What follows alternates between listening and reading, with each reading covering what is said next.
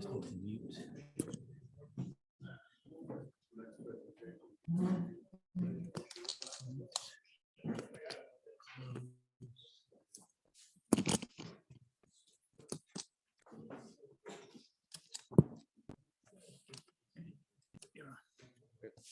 Okay, good evening, Erev Tov.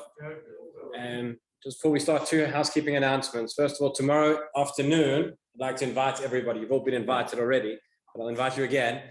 Between 2 and 4 p.m. tomorrow afternoon, whoever's able, we're going to have a meet and greet here in the shul. I'll be here together with my wife, and it'll be a nice chance to get to know people in a bit of a more intimate setting and have a bit of time to talk and get to know you all, and you can get to know us. So please join us tomorrow. Sorry? Yes. And the other thing is tomorrow evening, those people that are interested in having a prosbul document, for those people who have loans and would like to still be able to collect them after the Shemitah year is over. So tomorrow evening after Maariv, there'll be the opportunity to perform a prosbul. Okay, so Rosh Hashanah is around the corner. I'm going to talk a little bit tonight about Tkiyat Shofar. As we know, the main mitzvah, the main component of the day, of the 2 days of Rosh Hashanah, now that we know why we have 2 days, talk about the Tkiyat Shofar. And it's really interesting that if you look back, certainly from what the Torah originally prescribed in terms of Shofar, what was done presumably back in the days of the Beit HaMikdash, versus what we do today in terms of how we blow the Shofar, how many times we blow the Shofar, it has changed quite a lot. And interesting to look at what that is, why that is. When we understand why we have to blow the shofar so many times, what is the significance of each of those blasts? There are certain halachic ramifications that come out of it. What happens if a person is unable to hear all 100 shofar blasts on Rosh Hashanah for whatever reason?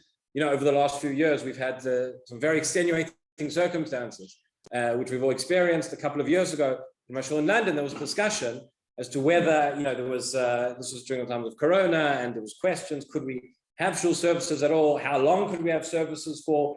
If we needed to cut down on services, maybe we should cut down on the amount of tkiyot, etc. So let's look at again, how many tkiyot we have, why we have those tkiyot, and again, what the ramifications are going to be for that. Some fascinating questions that come out of this as well. So initially, it's very interesting. I mentioned the other day, why do we blow the shofar? The Gemara asks this question. It says, Lama tokin, and immediately says it's an invalid question. Rahmana amar tiku. It's very interesting is that it doesn't actually say anywhere in the Torah Shebichtav to blow the shofar in Rosh Hashanah. It doesn't say. Okay? What the Torah tells us, first of all, that's not necessarily talking about, that's not in the Chumash, first of all, and that's not where we derive the mitzvah from. What it does tell us, and we say this in our tefillot, and we read it, is Yom Trua. Rosh Hashanah is called a Yom Trua. It's also called a Zichron Trua. One place, a day of Trua, which we'll try and define. It's not so simple to define that word. And it's also called a Zichron Trua, a remembrance of Trua. According to one opinion, we have there a smach for the fact that on Shabbat, where we don't blow the shofar as a remembrance. According to another opinion, it's only a D'Rabbanan that we don't blow the shofar on Shabbat. That's not relevant practically for this year. But it says Trua. And the Gemara says, what does Trua mean? We know that it means to blow a musical instrument. Maybe it's a trumpet. We have a mitzvah in the Torah. Who said, how do you know that it's a shofar? It does not use the word shofar in the context of Rosh Hashanah. Where the Torah does use the word shofar, v'avata shofar Trua, is in the context of Yom Kippur. Not just any Yom Kippur of the Yovel year, which comes once in 50 years. The Yom Kippur of the Yovel year was very similar to Rosh Hashanah in certain respects. The brachot, the 3 brachot of Musaf, of Malchiyot, Zifronot, Shofot, would be recited on Yom Kippur of that year. There would be the same mitzvah that we have to blow the shofar that we have on Rosh Hashanah, we would have on Yom Kippur. In fact, this is one of the reasons it's brought down in Rishonim at the end of Yom Kippur when we blow the shofar. Why do we blow the shofar at the end of Yom Kippur? So there is an opinion that says it's a remembrance of the shofar that we blew on the Yovel. The Rishonim don't like that excuse. Tosfot says that was once in 50 years, twice in a person's lifetime, perhaps. Because of that, we have to have a remembrance to blow the shofar every year. Okay, so he gives a different answer. But in any event, the Torah tells us regarding Yom Kippur, that's where it says explicitly shofar Trua. And we learn out from a Gzerah Shava, the Gemara in Rosh Hashanah tells us that Chodesh HaShvi'i, there are 3 times where there is this concept of Trua mentioned regarding the festivals in Chodesh HaShvi'i, in the 7th month of Tishrei, right? We already mentioned Yom Trua and Zichron Trua, which is the first of the 7th month of Rosh Hashanah, and then again on the 10th. So the Gemara tells us all the different Truot of this month are the same, i.e. they're all with the shofar. Okay, all with the shofar, not with trumpets or anything else. Now it's mentioned 3 times. I've just mentioned there's 3 psukim. So we learn that we need to blow the shofar 3 times. 3 times we have to have this trua. Okay, we still haven't explained what a trua is. We'll get there in a moment. But more than that, because of the way it's written in the psukim, v'ha'avalta shofar trua, v'ha'avalta, the Gemara learns out that not just that you have a trua. Trua is a broken sound. Everybody agrees on that. It's some sort of broken sound coming from the shofar. You need to have one smooth, unbroken sound before the trua, and you need to have one after the trua. Okay? This is what's called a tkiyah. So each trua has to be accompanied by a tkiyah immediately preceding it and immediately following it. And therefore, each set is 3. We said 3 times. So you have to do this 3 times. Altogether, that is 9. Very good. Right? And the Mishnah actually is a very, very confusing Mishnah that says, Seret tkiyot shalosh shal shalosh shalosh. 3 of 3, 3. And again, different discussion exactly what that means, how long the blast have to be. I'm not going to get into the technicalities now. But 9 tkiyot, and that's it. So back in the days of the Beit HaMikdash, back long ago, they would say the brachot, they would blow the shofar 9 times, and that's it, finished. No tkiyot mu'mad, tkiyot yushav, talking in between, whatever it is. That was it. How do we get from 9 to 100, which is our custom today? So the first stage, again, a couple of stages, but the first stage is the following. I've mentioned numerous times that we haven't explained what the word trua means. Okay. The Targum Onkelos translates the word trua as yavava, which means a cry.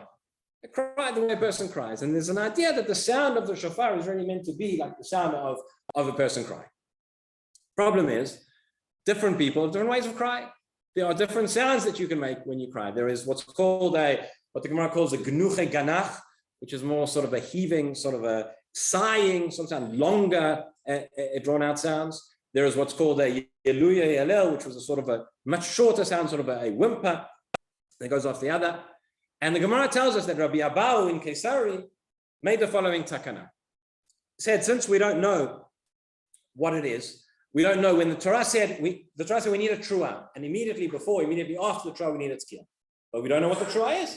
It could be what we call today shvarim, which is those 3 short, longer bursts, or it could be what we call today trua, which is those shorter, many more of them. Right? This is where it gets confusing because we're using the word shvarim or trua, but either one is referring to what the Torah called the trua, that middle broken sound. So it says the Gemara, Rabbi Abau made the following takana. He said that when we blow the shofar, we're not sure if it's the shvarim or the trua. So you do tkiyah, shvarim, trua, tkiyah, what we call tashrat. And the Gemara says but now we have a problem. Because you said that tkiyah needs to come immediately before and immediately after. You can't have a hefsek. You can't have a pause. So if the shvarim really is the correct sound, what have you done? You've done the tkiyah before, but you don't have a tkiyah afterwards because you have the trua interrupted. If the trua is the correct sound, well, you have then the tkiyah afterwards, but you don't have the tkiyah before because you have the shvarim interrupted. So what have you done? What have you earned from your takana? So then says the Gemara, no. Rabbi Abba was telling us actually there is a third way that people cry, right? Where they do genuche ganach and yilu that the shvarim trua together is actually the sound of what the Torah was referring to and called it a trua.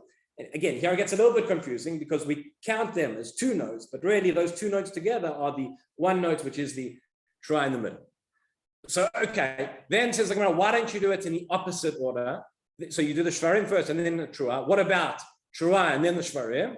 Well, it says, no, people don't cry like that. It's only the shvarim trua, that's the order. But now what about the shvarim and what about the trua? So the conclusion is we have to do all 3. If the trua from the Torah is the shvarim and trua together, so we do what's called tashrat, right? Tkiyah, shvarim, trua, tkiyah. If the sound is really just the gnuch and ganach, the shvarim, so we do tkiyah, shvarim, tkiyah. And if it's the yiluya yalel, the trua, then it's tkiyah, trua, tkiyah. Now each of those you have to do 3 times. because depending on which one is actually what the Torah called the Truah, that has to be done 3 times, or the 3 before and the 3 after. So that's 9. Okay, 9 times 3 is wrong. It's 30. Okay, the reason why we call it 30 plus is because that Shvarim Truah, even though I said that middle sound, we're counting as 1 as the Truah, but we count them when we're counting the notes, we count it as 2. The nafkamina that comes out of this is whether the tokea has to stop with a breath in between the Shvarim and the Truah, like 1 note, 2 notes, etc. But essentially, that is the 30. So the reason we have those 30 notes is because we're just trying to, that's the bare minimum. We're trying to fulfill what the Torah said of those nine tkiyot. And since we aren't sure what that Truah is, we have 3 different options. We do each of those 3 different options 3 times, and therefore we get to 30. Okay. These 30 are what's called the tkiyot de miyushav, which means the sitting down tkiyot, which is again confusing because we stand for them. There are communities who to this day actually sit down during these notes. There's the Sephardi custom is to sit down, but our custom is to stand. But one could sit down. And those are the 30 notes that we blow before Musaf. And really, based on that is the absolute minimum for one to discharge his obligation of hearing the shofar on Rosh Hashanah. That's why if you have an additional shofar blowing for women or for people who weren't able to come to shul, whatever it is, you would do the 30. You wouldn't need to do all 100. Now, again, as I've said, all of this is based on the fact that we don't know what the Torah was referring to when it said Yom Truah, when it said the sound of a crowd. And there is a question which comes out, which Rav Hai Gaon asks this question.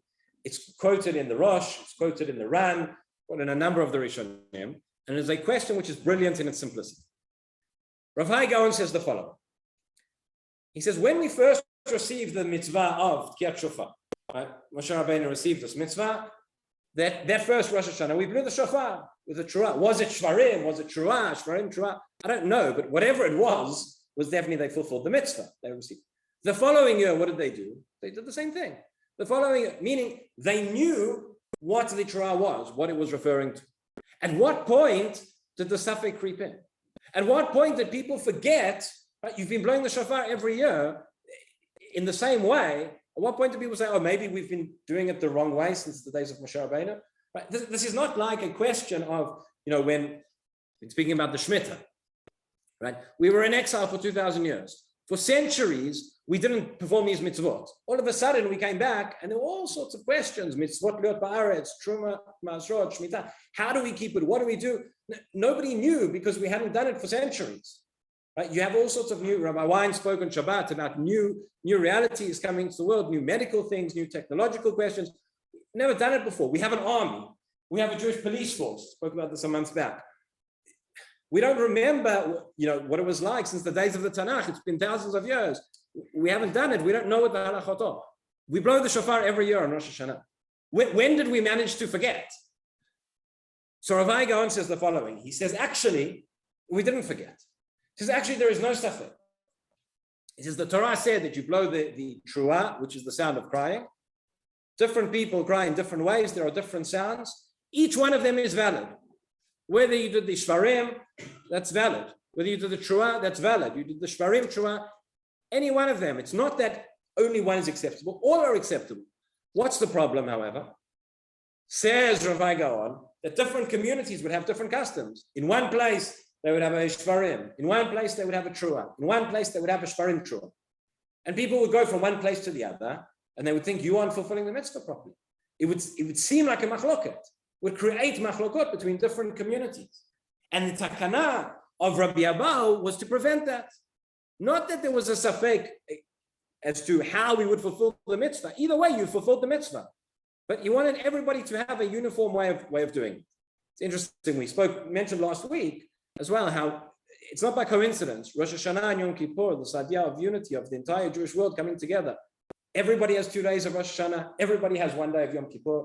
Everybody blows the shofar in the same way. Now, again, according to the Rambam, according to the Pshat in the Shulchan Aruch, it's not like Rav Hai Gaon. According to them, the Pshat there seems to be that yes, this was a real doubt. And if you only blew the shofar in one of those ways, you haven't fulfilled the mitzvah, or the safek, you haven't fulfilled the mitzvah. But according to Rabbi Gaon, we can explain. For example, the Mishnah Berurah writes something very strange. He says the Shulchan Aruch tells us that what if a person was mudar hana'ah from the shofar? A person took on a neder, made an oath that they would not receive any benefit from the shofar. Okay? Now we have a principle that mitzvot lav le'anot nitnu, that mitzvot are not given for our personal benefit, they're given to us because we have to fulfill the will of HaKadosh Baruch Hu.